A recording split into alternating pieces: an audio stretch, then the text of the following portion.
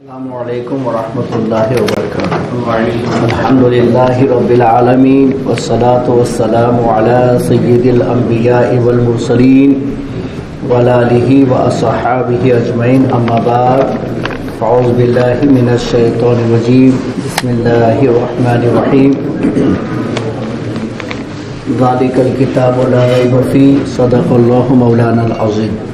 الصلاة والسلام علیک یا رسول اللہ،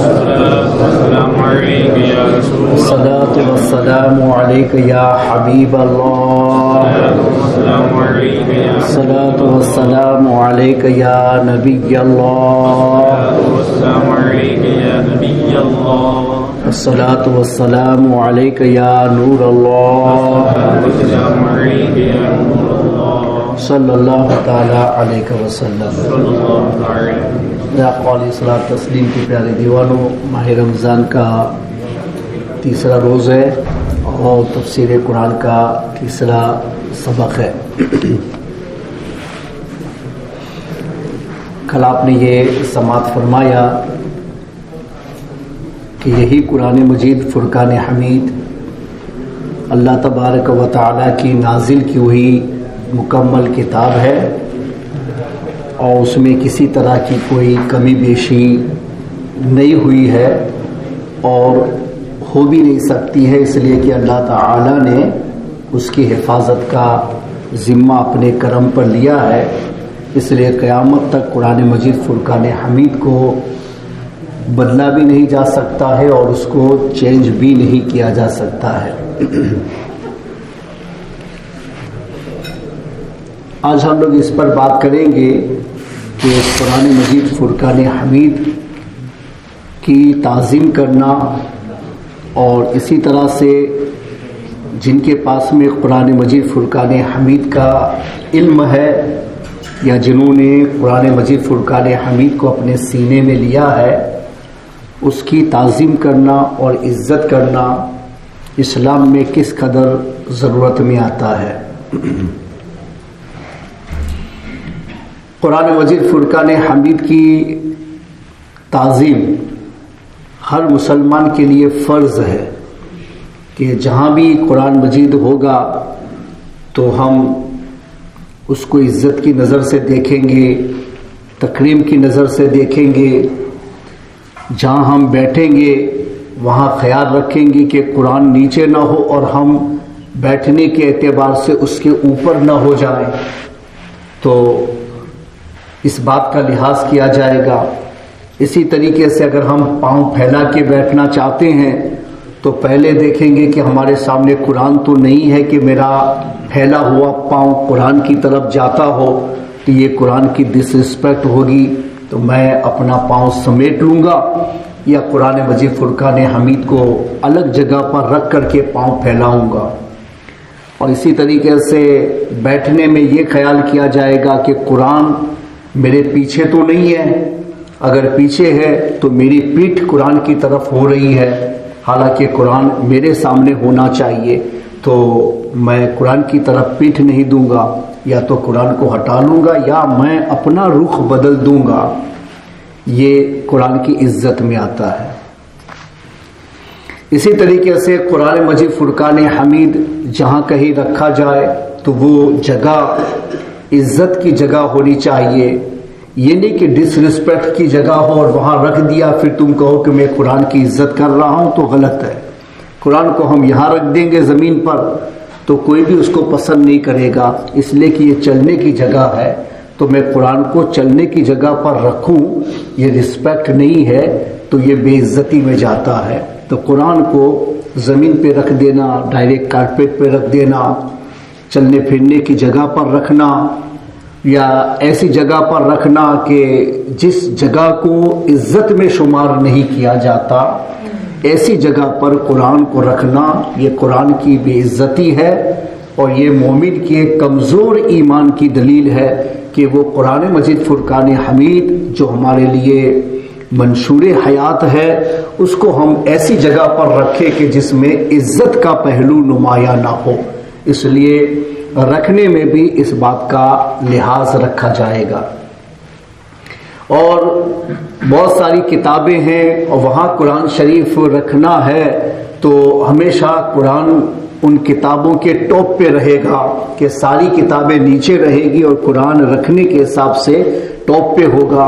ایسا نہ ہو کہ کوئی دوسری کتاب چاہے وہ حدیث کی ہو چاہے تفسیر کی ہو وہ قرآن مجید فرقان حمید کے اوپر نہیں جا سکتی ہے. تو یہ رکھنے کے لحاظ سے ادب ہے کہ ساری اسلامی کتابیں ہوں مگر ان کے آداب میں بھی فرق ہے. قرآن اللہ کی مقدس کتاب ہے اور سب سے ٹاپ پر ہے تو رکھنے کے حساب سے بھی ہم لوگوں کو اس کو ٹاپ پہ رکھنا پڑے گا. تو اگر کہیں ایسا رکھ دیا ہو کسی نے آگے پیچھے اور آپ نے دیکھ لیا تو آپ کو اس کو بدل کر کے قرآن کو اوپر رکھنا یہ ادب کے حساب سے ضرورت میں آئے گا کہ اگر ایسا ہم نہیں کرتے ہیں تو اس کا مطلب یہ ہوا کہ قرآن کی رسپیکٹ ہمارے دل کے اندر نہیں ہے. تو قرآن مجید فرقان حمید کی یہ آداب میں سے ہے اور قرآن مجید فرقان حمید کی تلاوت کے آداب میں سے یہ ہے کہ جہاں ہم تلاوت کر رہے ہیں وہ جگہ مناسب جگہ ہونی چاہیے اور بیٹھنے کے حساب سے باادب ہو کر بیٹھنا چاہیے. بن سکے تو وہاں خوشبو وغیرہ سلگانی چاہیے اور وہاں لائٹنگ روشنی وغیرہ کرنی چاہیے کہ پتہ چلے کہ بھئی یہ اہتمام ہم نے کیوں کیا ہے کا اس وجہ سے کہ یہاں قرآن مجید فرقان حمید کی تلاوت ہو رہی ہے. قرآن اٹھا کے چلنے کے اعتبار سے ہم اس طرح سے اٹھائیں گے کہ دیکھنے والے کو بھی پتہ چلے کہ میں اس کے ادب کے حساب سے ایسا کر رہا ہوں. یہ نہیں کہ بھائی قرآن یوں اٹھا کر کے جیسے عام طور پہ یہاں کے بچوں کو دیکھا جاتا ہے کہ وہ قرآن یوں لے کر کے چلتے ہیں تو یہ پتہ چلتا ہے کہ ڈس رسپیکٹ ہے کہ عام کتاب ہے اسی کی طرح سے اس کو لے کر کے چلتا ہے. یہ نہیں ہونا چاہیے. قرآن مجید فرقان حمید جب بھی مسلمان کے ہاتھ میں ہو اس کو اٹھائیں گے اور اس کو سینے پر رکھ کر کے ہم چلیں گے. یہی اس کا ادب ہوتا ہے. اور کسی باغ وغیرہ میں رکھا ہے تو اس باغ کو ہم پیچھے نہیں لٹکائیں گے. اس باغ کو اگر اس میں قرآن شریف ہے تو اس کو ہم آگے رکھیں گے اور آگے رکھ کر کے چلیں گے کہ بھئی قرآن ہمارا آگے رہے گا اس کو پیٹھ کے پیچھے نہیں ڈال سکتے ہیں. تو یہ اٹھانے کے حساب سے یا لے کے چلنے کے حساب سے یہ آداب ہیں کہ ایک ایمان والے کو یہ آداب سکھائے نہیں جاتے ہیں. وہ ایمان کی بنیاد پر یہ ادب از خود آ جاتے ہیں. مگر پتہ نہیں کہ دور حاضر میں مسلمانوں میں ایمانی کمزوری اتنی آ گئی ہے کہ اب قرآن مجید فرقان حمید کی عزت مسلمانوں میں بہت کم ہو گئی ہے. ہمارے یہاں تو پھر بھی غنیمت ہے مگر اہل عرب کو دیکھا گیا کہ وہ قرآن مجید فرقان حمید کو شوز رکھنے کے اندر بھی ساتھ میں رکھتے ہیں. شوز بھی رکھتے ساتھ میں قرآن بھی رکھتے. تو ایک مرتبہ ایک انڈیا میں ایک یونیورسٹی ہے بہت بڑی وہاں کچھ اسٹوڈنٹ باہر کے آتے ہیں تو میں ادھر تراویح کے لیے گیا تھا تو ان لوگوں سے ملاقات ہوئی تو وہ قرآن پڑھتے تھے لیکن وہ چھوٹے قرآن رکھتے ہیں اور پھر وہ جہاں بیٹھے وہاں اس کو رکھ دیا. وہ اپنے شوز وہاں رکھا وہاں کو پاس میں قرآن شریف رکھ دیا. میں نے اس کو اٹھا لیا. میں نے قرآن ہے عزت کرو اس کی. تو نہیں وہ قرآن تو لوح محفوظ میں ہے یہ تو صرف اس کی لکھائی. کیا کہا اس نے؟ قرآن تو لوح محفوظ میں یہ تو صرف اس کی لکھائی ہے. تو اب جس قوم کے نزدیک یہ جواب ہو کہ اصل قرآن لوح محفوظ میں ہے لکھائی ہے تو لکھائی میں جو قرآن آیا وہی تو ہمارے لیے اللہ کی کتاب ہے نا. جو ہمارے سامنے کتاب ہے اللہ نے اسی کو ذالک الکتاب لا ریب فیہ کا اسی کو لا یمسہ الا المطہرون کا نبی پاک نے اسی کے رسپیکٹ کے لیے ہم کو وضو وغیرہ کے آداب ہم کو سکھائے ہیں. صحابہ کرام نے یہی طریقہ ہم کو بتایا ہے. تو وہ جو صحابہ اور نبی سکھا کے گئے ہیں وہ ان کے نزدیک نہیں ہے اور وہ غلط تعویلات کر کے قرآن مجید فرقان حمید کی بے عزتی کرتے ہیں. یہاں تک کہ یہ دوسرے ملکوں سے لوگ اپنا قرآن ساتھ میں لے کے جاتے ہیں، چونکہ ہمارے یہاں کا جو لکھائی کا سسٹم ہے وہ ہمارے حساب سے فیسلٹیز کے حساب سے، اور وہ اہل عرب اپنے آپ کو مانتے تو ان کی لکھائیوں کا طریقہ تھوڑا سا ڈفرینٹ ہوتا ہے کہ بھئی اس کو قرآن کو لے کے تلاوت ہمارے لوگوں کے لیے بڑا مشکل ہو جاتا ہے، تو لوگ اپنا ساتھ میں لے کے جاتے ہیں، وہ لوگ یہ دیکھتے ہیں کہ آپ کے پاس میں کچھ ہے، اٹھا کر کے اس کو ڈسٹ بن میں ڈال دیتے ہیں۔ اور یہ بھی لکھا باقاعدہ کہ بھئی قرآن ہے، اس کی بھی عزت نہیں کرتے، اٹھا کر کے بن میں ڈال دیتے، تو یہ ان کا طریقہ ہے۔ تو ہمیں ان سے ہر چیز کا پروف نہیں لینا ہے کہ عرب کیا کرتے ہیں کیا نہیں کرتے ہیں، وہ ہمارے لیے پروف نہیں ہے۔ ہمارے نبی نے اور ہمارے صحابہ نے کیا کیا تھا یہ ہمارے لیے پروف ہوتا ہے۔ یہ تو بھاگ گئے ہیں، اکثریت تو وہابیوں کی طرف جا کر کے یوں بھی بھاگ گئے ہیں وہ لوگ، تو اب اس کے نزدیک کیا، جن کے نزدیک ریئل اسلام کا بلیف کوئی چیز نہیں ہے اور اس کو پرابلم میں ڈالتے ہیں، جو نبی پاک کی قبر کا احترام نہیں کر سکتے، اس احترام قبر کو شرک سے تعبیر کرتے ہیں، جس نبی کی وزٹ کرنے کو وہ لوگ حرام سے تعبیر کرتے ہیں، جہاں چلنے کے سفر کو ہر قدم گناہ میں شمار کرتے ہیں، تو ان کے نزدیک رسپیکٹ کوئی چیز نہیں ہے، وہ تو رسپیکٹ کو بھی ورشپ کہہ کر کے اس کو نکال دینے کی کوشش کرتے ہیں۔ تو ان لوگوں کے چیزوں کو ہم لوگ پروف میں نہیں لائیں گے، اللہ و رسول کا جو فرمان ہے وہی ہمارے لیے پروف میں آتا ہے، اور اسی کو لے کر کے ہم چلیں گے تو کامیابی ہمیں ملے گی، ورنہ پھر ذلت و رسوائی ہوتی ہے۔ مسلمانوں کو قرآن کا ادب ملحوظ رکھنا چاہیے۔ قرآن کے آداب میں سے ایک یہ بھی ہے کہ مسلمان جہاں کہیں بھی ہو، قرآن اس کا امام ہو، اور قرآن مجید فرقان حمید ہمیشہ اس کے عمل کے اندر بھی آگے ہو۔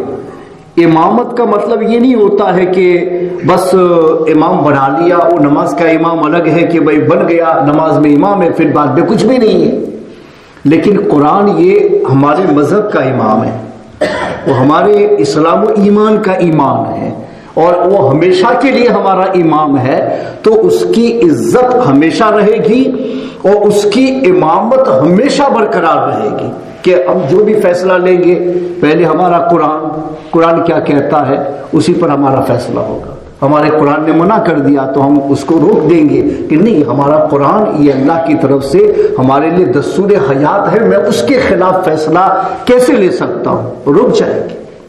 کوئی بھی فیصلہ ہو قرآن کے موافق ہوگا تو یہ اس کا ادب ہے، اور قرآن کے خلاف چلا جائے تو یہ اس کے عملی اعتبار سے اس قانون کی بھی ادبی ہے، ریئل میں نہیں ہے، چونکہ ریئل میں تو اگر کرتے ہیں تو آؤٹ آف اسلام بھی ہو سکتا ہے کبھی کبھی، جیسے کسی نے قرآن مجید فرقان حمید کو اٹھا کر کے یوں پھینک دیا بے عزتی کے ساتھ، تو علماء اس کے اوپر کفر کا فتویٰ لگا دیں گے کہ اس نے قرآن مجید کو ڈس ریسپیکٹ کے ساتھ میں پھینکا ہے، تو وہ آؤٹ آف اسلام ہو گیا، کہ بے عزتی کا مطلب یہ ہوا کہ وہ تمہارے ایمان کا حصہ ہے، اس کی تمہیں عزت کرنی چاہیے، تو تم نے اس کو پھینکا کیسے؟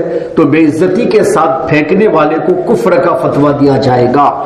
اسی طرح سے قرآن مجید فرقان حمید پر کوئی آدمی پاؤں رکھ کر کے کھڑا ہو جائے تو یہ بھی قرآن کی بے عزتی ہے، اور کسی آدمی نے ایسا کیا ہے جانتے ہوئے کہ یہ قرآن ہے تو اس کے اوپر بھی کفر کا فتویٰ لگا دیا جائے گا، اس کی صریح بے عزتی کی وجہ سے، جو ایمان کے خلاف اس کو سائن مانا جائے گا۔ کیونکہ بہت ساری چیزیں ایسی ہوتی ہیں کہ جو بولنے کے اعتبار سے ڈس بلیف میں جاتی ہیں، اور کچھ چیزیں ایسی ہوتی ہیں جو عمل کے حساب سے ڈس بلیف میں شمار کیا جاتا ہے، کہ پھر وہاں یہ نہیں دیکھیں گے کہ تمہارا بلیف کیا ہے، تم کو نہیں یہ قرآن ہے میں اس کو مانتا ہوں میرا اس پر ایمان ہے، مگر تم اس پر پاؤں رکھ کے کھڑے ہوئے تو یہ ڈس بلیف کی سائن ہو گئی، بھلے تم یہ کہتے ہو کہ میں اس کو مانتا ہوں، پھر بھی تمہارے اوپر کفر کا فتویٰ لگا دیا جائے گا، اور پھر سے تمہیں کہا جائے گا کلمہ پڑھو، توبہ کرو، اسلام میں رجوع کرو، تو مسلمان مانیں گے، ورنہ پھر اس کو اپنے ماحول سے خارج کر دیا جائے گا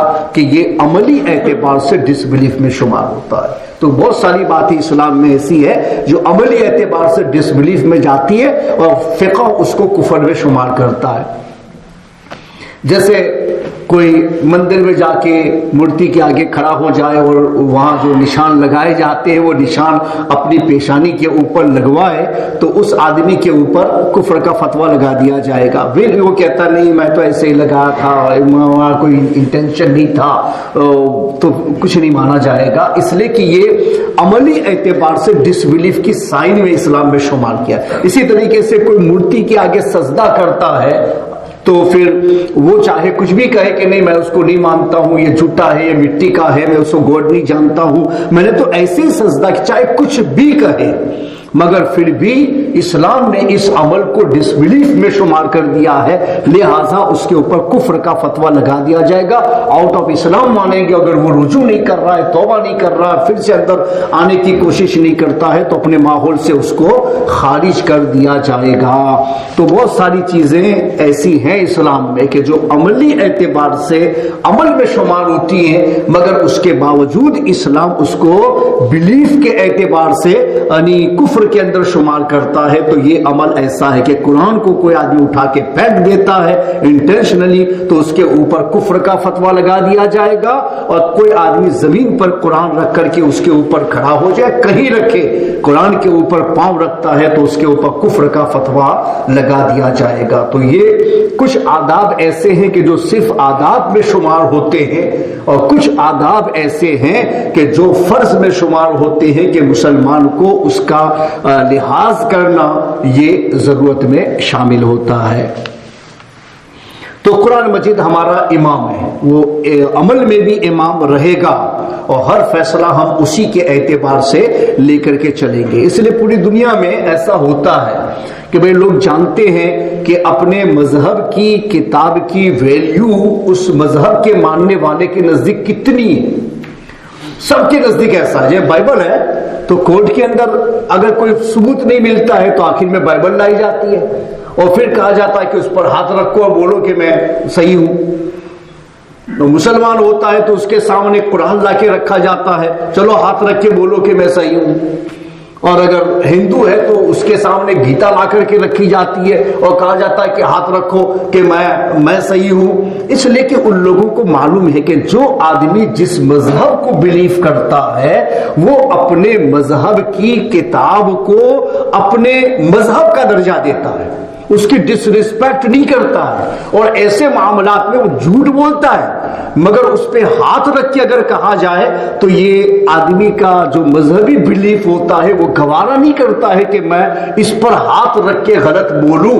تو پھر کورٹ میں جب کوئی چوائس نہیں ہوتی ہے تو آخر میں اس چوائس پر بھی عمل کیا جاتا ہے کہ بھئی مذہبی کتاب تمہارے سامنے ہو تو تم اس کی عزت کرو گے اور اس کو اپنا امام تسلیم کرتے ہوئے پھر تم جھوٹ نہیں بولو گے. فیصلے بھی اس کے اوپر کبھی کبھی لے لیے جاتے ہیں. تو پتہ ہی چلا کہ بھئی مذہبی کتاب کی ہر ایک کے نزدیک حیثیت ہے.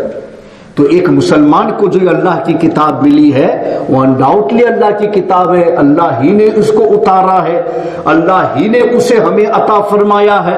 تو اس کی عزت اور اس کی رسپیکٹ ہم مسلمانوں کے نزدیک سب سے زیادہ ہونی چاہیے, حالانکہ اب ایسا نظر نہیں آتا. ہر معاملے میں قرآن آگے ہو. ہم کسی جگہ کی افتتاح کر رہے ہیں, چاہے وہ مکان ہو, چاہے وہ دکان ہو, چاہے وہ اپنا چھوٹا موٹا کاروبار ہو, بزنس ہو, کچھ بھی ہو, مگر ہم اس کی ابتدا کرنے جا رہے ہیں تو ہمیں چاہیے کہ ہم اپنی اس تمام کاموں کی ابتدا اللہ کے کلام سے کریں. پہلے ہم اللہ کا کلام پڑھیں گے, اللہ کا کلام پہلے وہاں انٹر کریں گے. صرف پڑھنے کے حساب سے نہیں, باقاعدہ قرآن شریف لے کر کے جاؤ اور اپنی دکان کے اندر اپنے آپ کو انٹر کرنے سے پہلے اس قرآن کو آگے رکھو, اور پھر اس کے بعد تمہارا قدم جائے اور تمہارا ہاتھ آگے ہو اور تمہارا قرآن تمہارے ہاتھ میں تم سے آگے جائے. تو یہ مسلمان کی رسپیکٹ ہوگی کہ ہم وہ مسلمان ہیں کہ ہم اپنے کاروبار کی ابتدا کرتے ہیں یا اپنی دکان کی شروعات کرتے ہیں یا اپنی شاپ اور کاروبار کی تجارت کو شروع کرتے ہیں, پھر بھی ہم پہلے اپنا قدم نہیں چاہتے, ہم چاہتے ہیں کہ اللہ کا منشور اور اس کی دی ہوئی کتاب ہم سے آگے رہے, اس کی برکتوں کے سہارے ہم اپنے کام کا آغاز کریں. یہ ہوتا نا تو پوری دنیا جانتی کہ مسلمان کے نزدیک اس کی کتاب کی حیثیت کیا ہے. مگر دوسرے لوگوں کے نزدیک اب جو ان کی حیثیتیں ہیں وہ آگے نکل گئی ہے اور ہم نے ادب میں اتنا لحاظ کم کر دیا ہے, یہ حیثیت اب ہمارے پاس میں نہیں. کوئی ایسا کرتا ہے؟ نہیں کرتا ہے نا. خود آگے آتے ہیں, خود اپنے قدم رکھواتے ہیں. اس سے بہتر ہے کہ ہم اللہ کے کلام کو آگے رکھیں اور اس کو سب سے پہلے انٹر کر کے اللہ سے کہے کہ اللہ مجھ سے پہلے میں نے تیری کتاب کو اندر رکھا ہے, ساری برکتیں تو نے اپنی کتاب کے ساتھ میں رکھ دی ہے. مولا اس کلام کے صدقے میں ہمارے کاروبار کے اندر برکت عطا فرما. کیا اس سے بڑا تبرک تمہارے پاس میں ہو سکتا ہے کہ جس تبرک کو ہم قرآن سے بڑا درجہ دے سکیں؟ نہیں ہے, کسی کا بھی تبرک نہیں ہے کہ جس تبرک کو ہم قرآن مجید فرقان حمید سے بڑا درجہ دے سکیں. قرآن سب سے بڑا تبرک ہے, اللہ کی طرف سے دیا ہوا, اس سے بڑا کوئی تبرک نہیں. ہمیں تو دعا بھی کرنی ہو تو ہم اپنے کلام کو اپنے آگے رکھیں گے کہ ہمیں معلوم ہے کہ اس سے بڑا اللہ کا کوئی تبرک ہمارے پاس میں نہیں ہے, تو ہم اپنے قرآن کو آگے رکھیں گے اور کہیں گے میرے مولا یہ تیرا کلام ہے, میرے سامنے ہے, میں اس پر ایمان رکھتا ہوں, یہ تیری کتاب ہے, اس سے زیادہ بابرکت میرے نزدیک کوئی چیز نہیں ہے. اے میرے مولا میرا فلاں مقصد ہے, تو اس قرآن کے صدقے میں میرے مقصد کو پورا فرما. تو مجھے امید ہے کہ آپ کی دعائیں اللہ تبارک و تعالیٰ قبول فرما لے گا. لیکن کیا مسلمانوں نے ایسا کیا ہے کہ اپنی دعا کرنے میں ہم نے اللہ کے کلام کو آگے رکھا اور اس کے بعد میں کہا کہ اللہ اس کو وسیلہ بنا کے دعا مانگتا ہوں, اس تبرک کو وسیلہ بناتا ہوں؟ نہیں کیا. اس لیے لوگ یہ نہیں سمجھ پائے کہ مسلمان کے نزدیک اللہ کی کتاب کی جو حیثیت ہے وہ ان کے نزدیک کتنی ہے, لوگوں کی نظر سے نکل گیا کہ اب وہ ہمارے نزدیک ویسی رہ نہیں گیا ہے. مدرسے میں دیکھو جہاں چاہے وہاں قرآن رکھے ہوئے, جیسے چاہے بچے اس کو اٹھا رہے ہیں, جہاں چاہے رکھ رہے ہیں. کیا اللہ کے کلام کی ایسی قدر ہوتی ہے, اس کی ایسی عزت ہوتی ہے؟ اس کے لیے ہم ایسا اہتمام کرتے اپنے مدرسوں میں کہ وہاں قرآن شریف رکھا جائے تو اس کے رکھنے سے عزت نمایاں ہو جائے, اور بچے جس جگہ پر قرآن شریف رکھ کے پڑھے تو وہ ایسی جگہ ہو کہ جس سے ہمیں پتا چلے کہ نہیں ہمارے بچے نے ایک عام کتاب کی طرح سے قرآن کو نہیں سمجھا ہے, اس کے نزدیک اللہ کی کتاب کی اہمیت ہے. اس وجہ سے اس کے لیے یہ اہتمام کیا گیا کہ ادھر قرآن رکھو اور اس طریقے سے اس کی تلاوت کرو.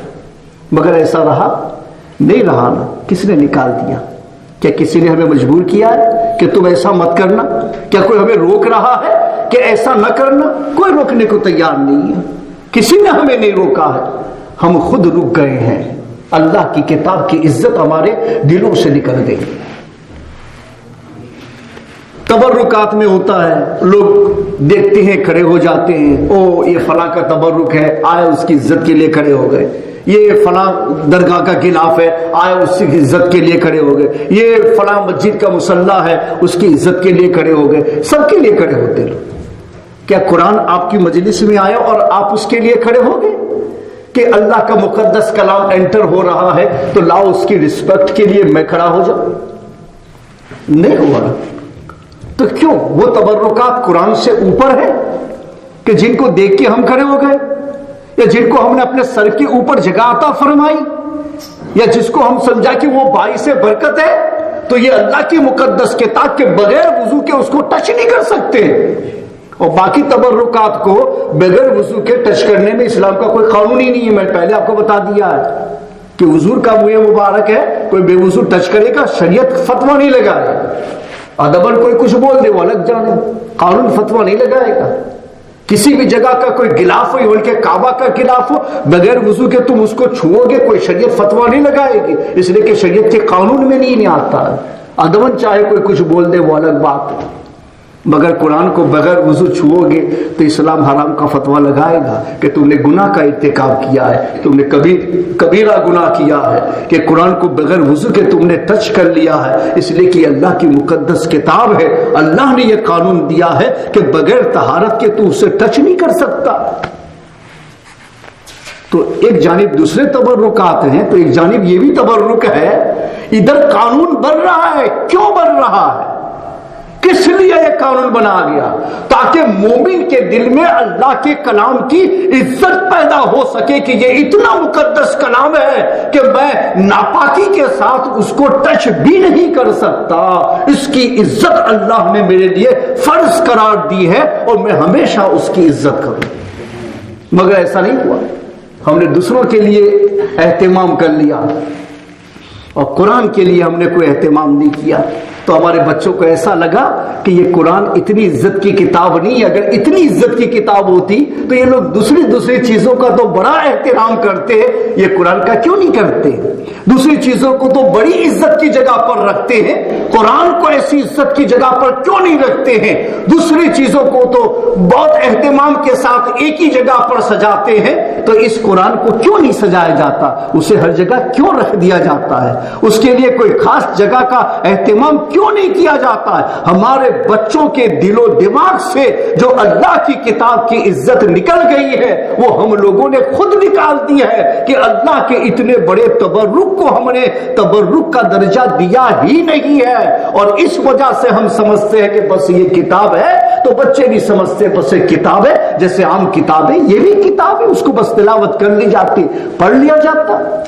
اہتمام قرآن کا بہت ضروری ہے، اس لیے کہ ہمارے ایمان کا حصہ ہے اور ایمان کے اندر اس کو شامل کیا گیا ہے، تو یہ آداب ہے اس کے، مگر ان آداب کو ہم نے ملحوظ نہیں رکھا۔ اب دنیا میں ہم بے عزت بن گئے، ہماری عزت نکل گئی، تو ہماری عزت تو قرآن کی عزت کی بنیاد پر تھی نا، تو جب آپ نے قرآن کی عزت کو نکال دیا تو اب لوگ ہمیں بھی عزت کی نظر سے نہیں دیکھتے، تو تمہاری عزت قرآن کے ساتھ ملی ہوئی تھی۔ بھائی اتنا ہی دیکھو نا کہ بھائی ایک کاغذ ہے قرآن سے مل گیا تو کاغذ کو کاغذ کہتے ہو؟ قرآن ہی کہتے ہیں نا۔ انک ہے اس سے لکھا گیا قرآن کو تو اب انک کہتے ہو؟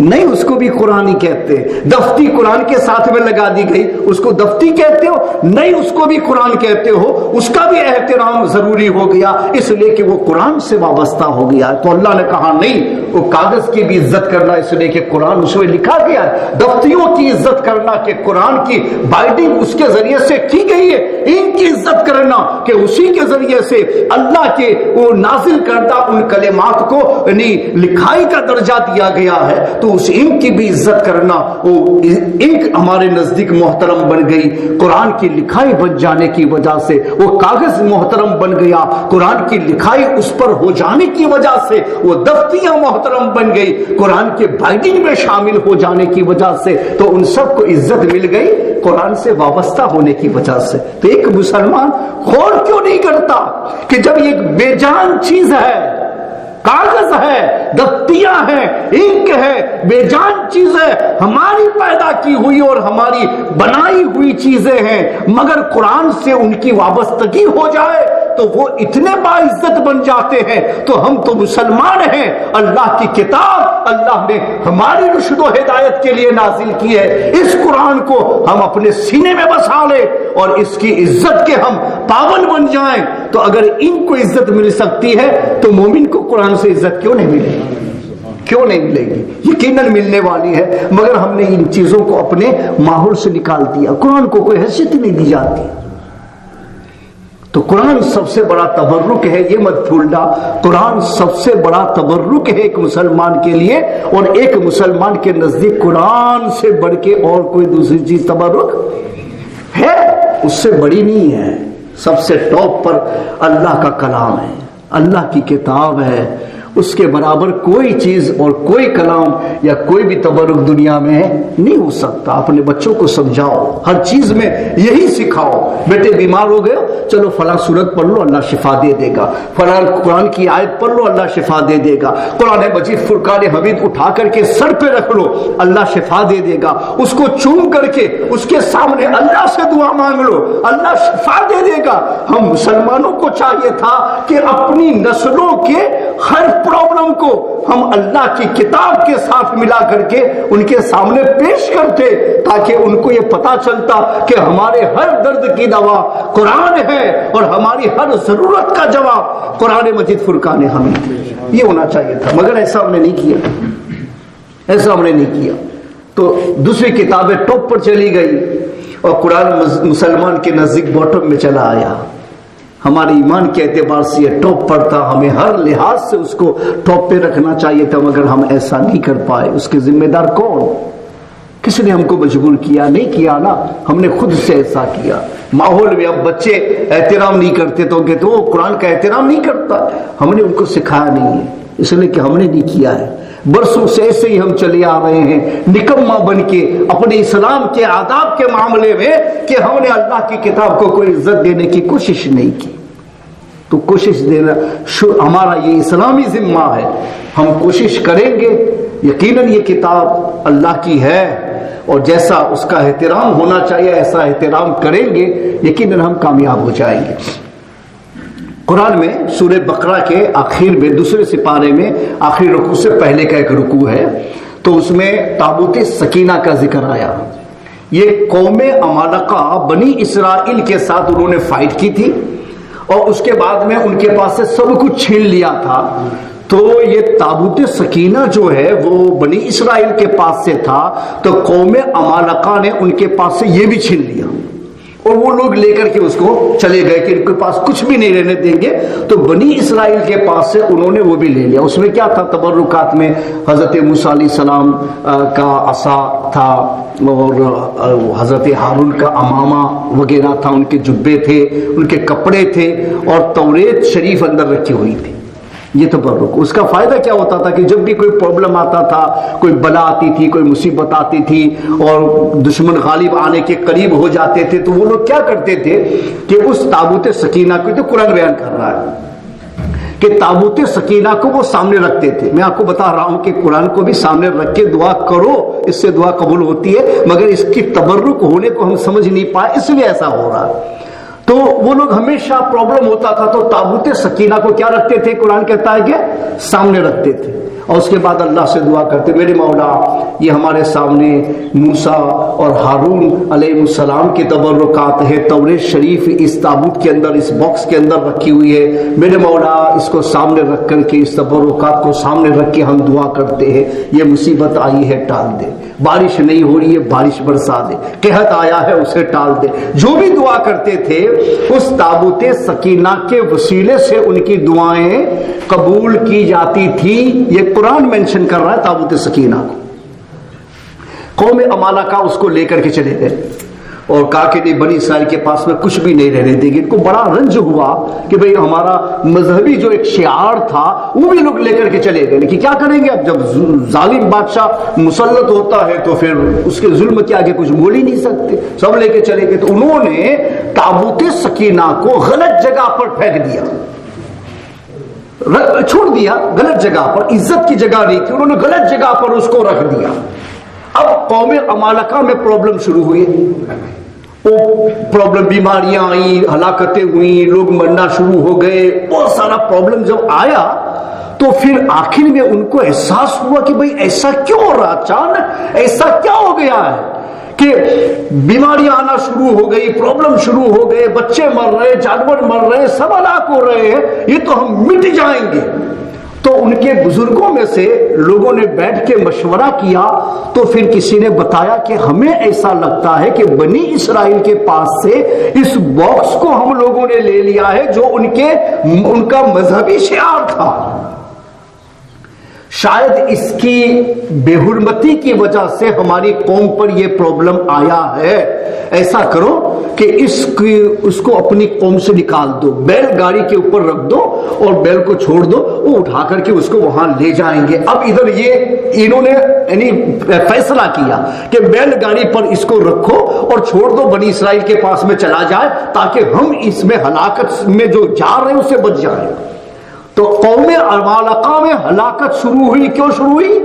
اس لیے کہ تابوت سکینہ کو غلط جگہ پر رکھا، تو بغیر اس کے بیماریاں آنا شروع ہو گئی، بربادیاں آنا شروع ہو گئی، قحط سالی آنا شروع ہو گئی، تباہی اور بربادی مچ گئی۔ تو ان کے دماغ میں آیا کہ اس کی بے حرمتی کی وجہ سے ہو رہا، مگر یہ ہمارا مذہبی شعار نہیں ہے، بنی اسرائیل کا ہے، چلو ان کے پاس میں واپس کر دو۔ ادھر کیا ہوا کہ بھئی طالوت کو جالوت کے مقابلے میں جو فائٹ ہونی تھی تو اس میں اس کو بادشاہ بنانا تھا، تو اس کے لیے ایک سائن مقرر کرنی تھی کہ بھئی اس کو کیسے بادشاہ مقرر کیا جائے۔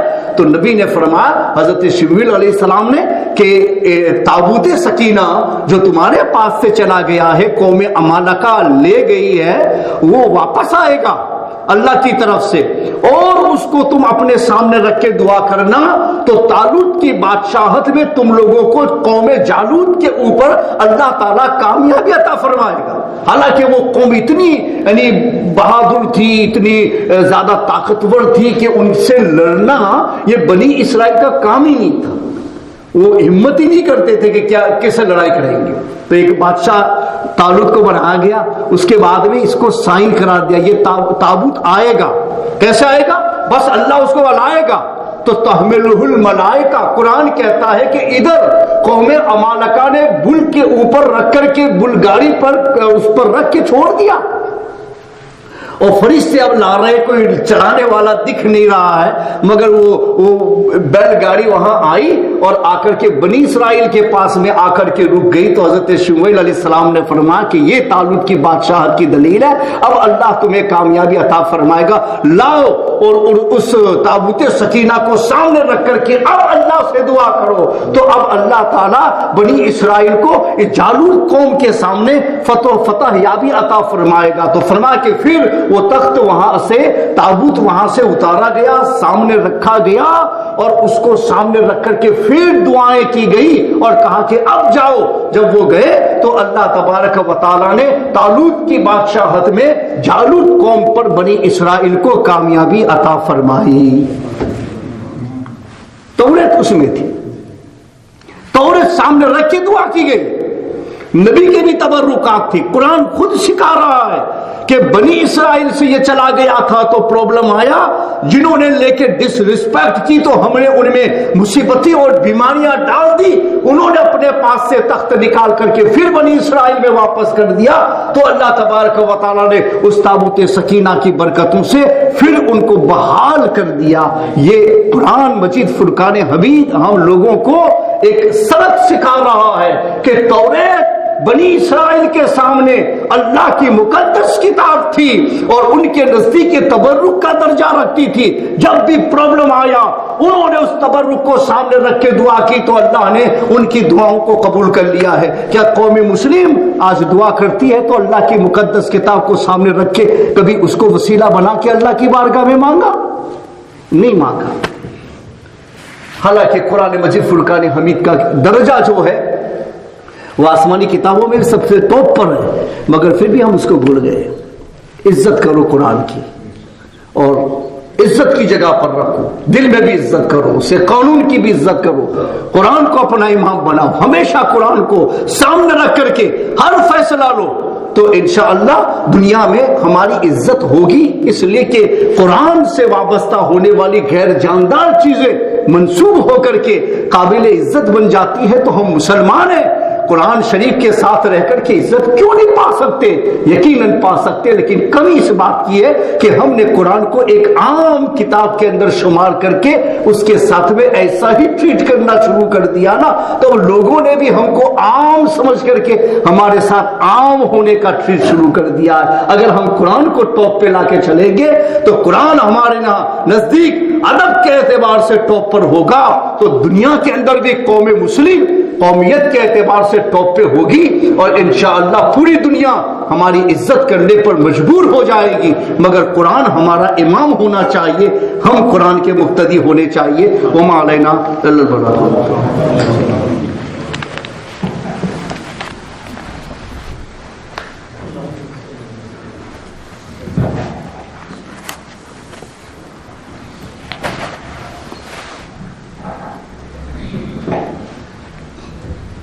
الحمد لله رب العالمين والصلاة والسلام على سيد الأنبياء والمرسلين.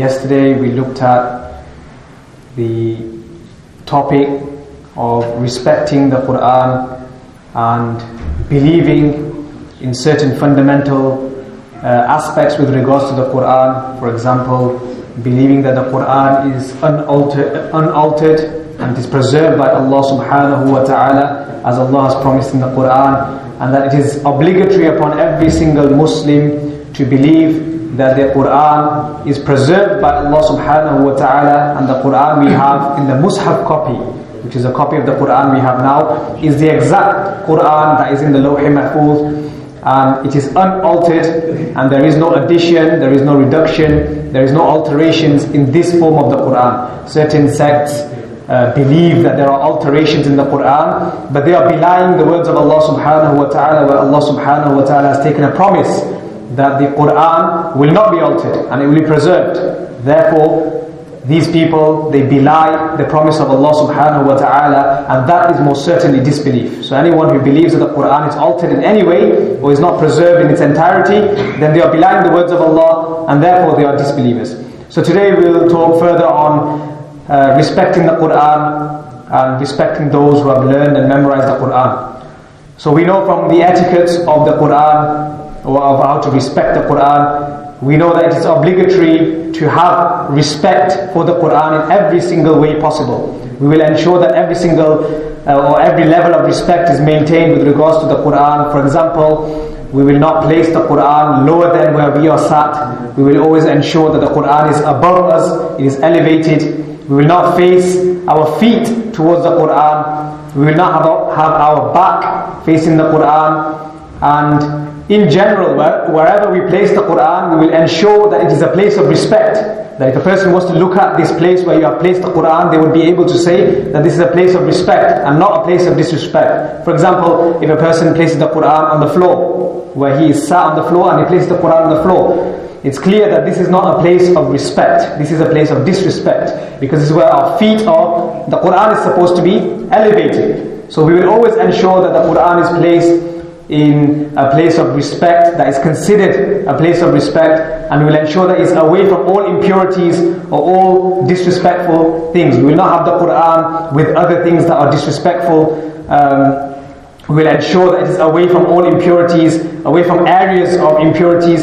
This is how we respect the Quran. So the Quran also should be on top of all the other books. This is also obligatory that we maintain this level of respect for the Quran. That there are other books, they can be even the books of hadith, the books of tafsir, they can be the books of fiqh or hadith, any other types of books. But the Quran is the word of Allah subhanahu wa ta'ala, therefore it should be on top of all the other books. So this is also a level of respect that we have for the Quran, that will ensure that it is above all other books, even if they are the books of hadith or tafsir. In addition to that, when we recite the Quran, we should recite the Quran in an appropriate place. We should not recite the Quran, for example, a person is walking in the marketplace and is reciting the Quran loudly. This is not an appropriate place to recite the Quran. Why? Because the Quran mentions that when the Quran is being recited, then people must listen. Therefore, if you go to a place where people generally do not listen to other people and there is constant hustle bustle, then this will result in the Quran being recited in a place that is not appropriate. The marketplace, for example, is not an appropriate place to recite the Quran, because no one will listen to the Quran, and it is your fault for going to a place where no one will listen to the Quran and you are reciting it in such a place. Therefore, you recite the Quran in a place where people will listen to the Quran. If there is no one to listen to the Quran, then at least the place itself is an appropriate place. For example, it's clear that the toilet or the bathroom would not be an appropriate place to recite the Quran. Why? Because this place is a place of general impurity. It is not a place for reciting the Quran. So we'll ensure that wherever the Quran is recited, it is always in a place that is appropriate, always in a place that is respectful. In addition to that, we will always also lift the Quran in a manner that is also appropriate and respectful. That we will not hang the Quran to the side, which generally we see young children, young students do, where they have the Quran in their bag and then they hang it over their shoulder and it's hanging on the side.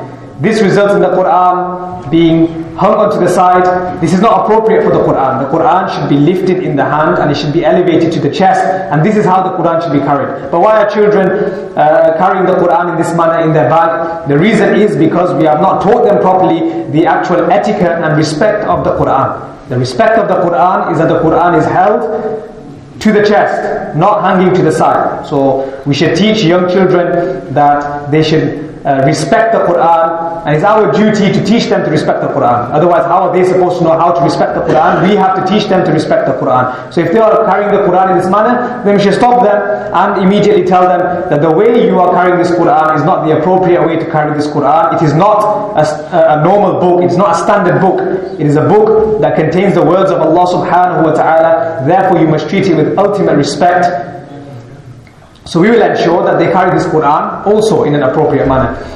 In addition to this, we've looked at the etiquettes of the Quran and that we must respect it. But what about a person who disrespects the Quran? So if a person intentionally disrespects the Quran, he knows that this is the Quran, and then he disrespects it in any way, then this person will become a disbeliever.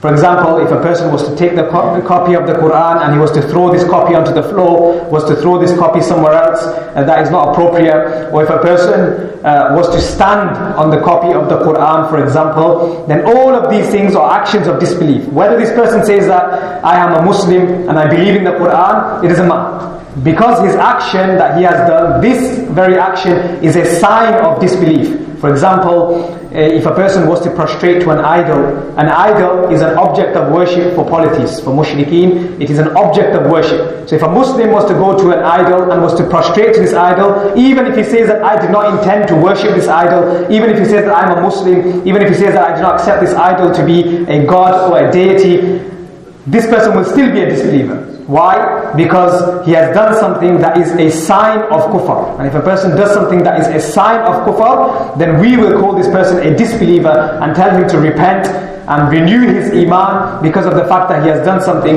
that is a sign of kufr.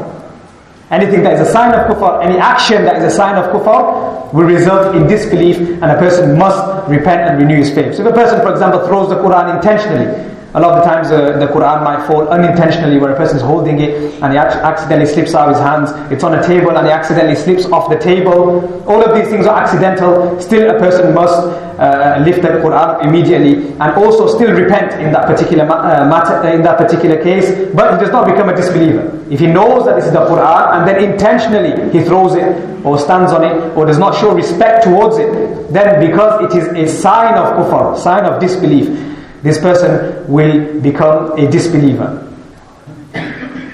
In addition to that, we've already discussed with regards to children, that the children should be taught to respect the Quran, and that it's unfortunate that children have lost this respect for the Quran, where you'll see many times in the Quran, if you pick up a copy of the Quran that you find in the madrasa, you will see that most of the times the children will have written in the Quran, they will doodle in the Quran on the front, they will write their names in certain manner, they will write in the different pages of the Quran, they will draw lines and marks.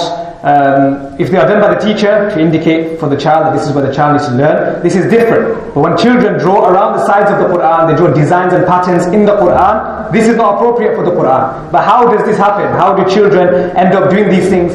They should know that the Quran is the word of Allah subhanahu wa ta'ala and it must be respected. But the reason why children end up doing these things is because we have not taught them properly how to respect the Quran. Because they will not have seen us respecting the Quran in this manner. We ourselves have lost this respect for the Quran, so how will the children learn this respect of the Quran? So it's obligatory upon us to teach the children that do not lift the Quran in an inappropriate manner. Lift the Quran to your chest. It is the word of Allah subhanahu wa ta'ala. When you have the Quran open, then have it open in front of you, not on the floor. Make sure it is on a table, or make sure it is in your hands. It's not placed on the floor. Make sure that you do not draw in this Quran and doodle in this Quran, because the word of Allah subhanahu wa ta'ala, even though the pages, even though the ink, even though the printing and the binding and all of these things are created by us, but because they have a connection with the word of Allah subhanahu wa ta'ala, we must afford respect to this book. Even though it's in book form, we must still afford respect to it, because of the fact that it is associated, it is connected to the word of Allah subhanahu wa ta'ala.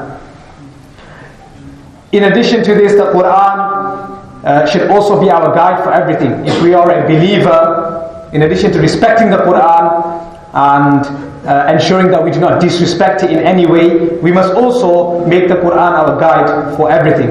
It was revealed by Allah subhanahu wa ta'ala in the first place to be a guide.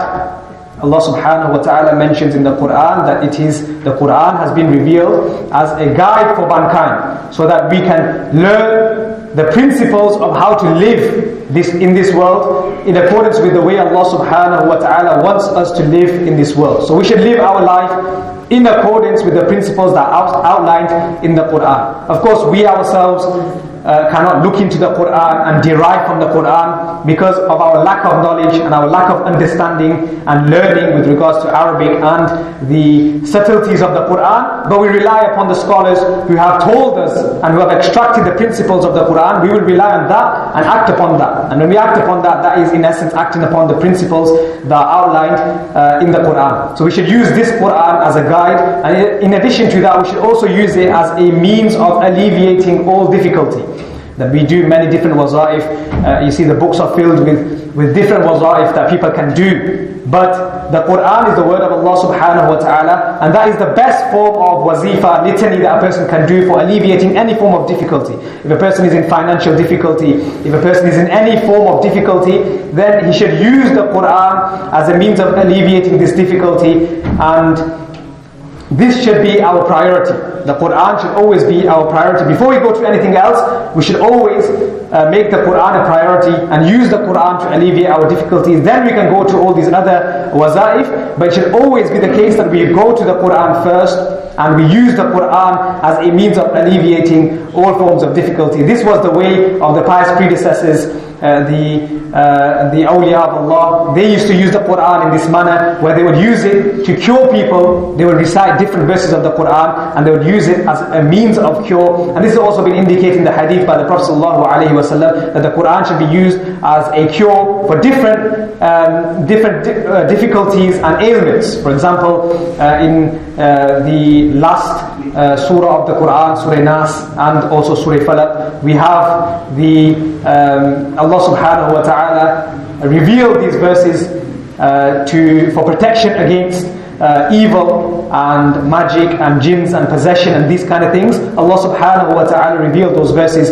as a means of protection. So people should use these verses of the Quran as a means of protection from these kinds of things. And there are many other verses of the Quran that can be used for this, for curing, for ailments, and for all sorts of difficulties. So we should always turn to the Quran. This should be our priority in every case.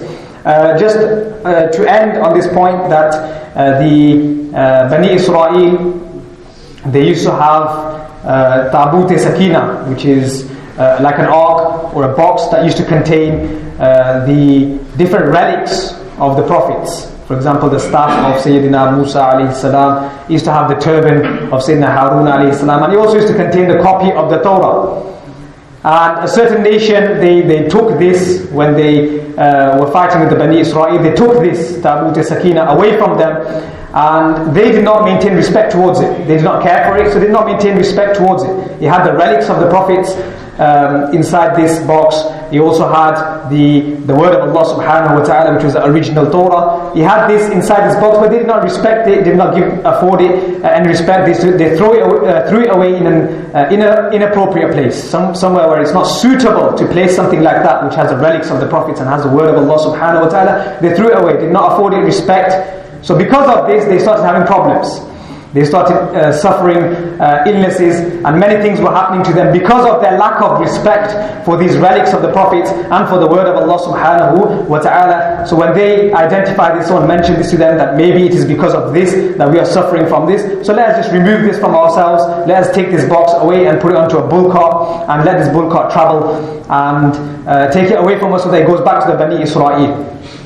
And then eventually when it went back to the Bani Israel, the incident is a bit longer, but there's not enough time to go into the detail of the incident. But eventually when it reached the Bani Israel, then Allah subhanahu wa ta'ala granted victory over these people in that time. So what does this show? What does this incident show? Which is from the Quran itself, that we have the relics of the prophets, we have the word of Allah subhanahu wa ta'ala. These things must be respected. In particular, the word of Allah subhanahu wa ta'ala must be respected. So a certain nation that disrespects this word of Allah subhanahu wa ta'ala, that resulted in them suffering many problems. And then when the Bani Israel got this sacred word of Allah subhanahu wa ta'ala, the box, when they got this Tabut Sakina back, they were victorious. So what does this show? That if we maintain our connection with the Quran and we ensure that we respect the Quran, unlike what they do in many countries, especially in the Arab world, where they have lost respect for the Quran and they place the Quran in different places where it's not appropriate.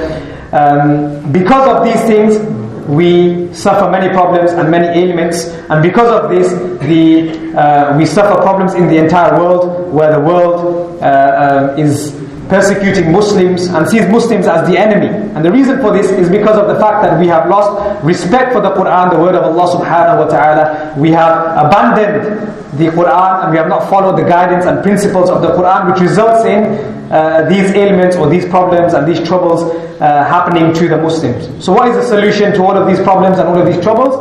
Is that we must first respect the Quran the way it should be respected, because of the fact that it is the word of Allah subhanahu wa ta'ala. When we have this in our mind, when we place this in our mind that it is the word of Allah subhanahu wa ta'ala, and you understand the significance of this, what it means that it is the word of Allah subhanahu wa ta'ala, then you will understand the true reality of how you have to respect the Quran. If you look at the previous nations, they did not respect the Quran or the word of Allah subhanahu wa ta'ala that was revealed upon the Prophet of that nation. They did not respect their book that was revealed upon the Prophet of that nation. For example, the Torah, for example, the Bible, the Injil. They did not respect these books. They began to alter these books. They did not have respect for it. If they understood the true value of the word of Allah subhanahu wa ta'ala and what it means and why it is significant, then these people would not have altered their books. But they lost this respect for their book and did not understand that it was the word of Allah subhanahu wa ta'ala and it's something that must be respected. Then they suffered many problems and many things happened to them. And this is the same thing that is happening to the Muslims because of the fact that we are losing our connection with the Quran, the word of Allah subhanahu wa ta'ala. So in order to be successful in this world, we must maintain a connection with the word of Allah subhanahu wa ta'ala and with the principles that are outlined in the Quran by Allah subhanahu wa ta'ala. This is the only way of success. May Allah subhanahu wa ta'ala give us the ability to act upon the teachings of the Quran. Assalamu alaikum.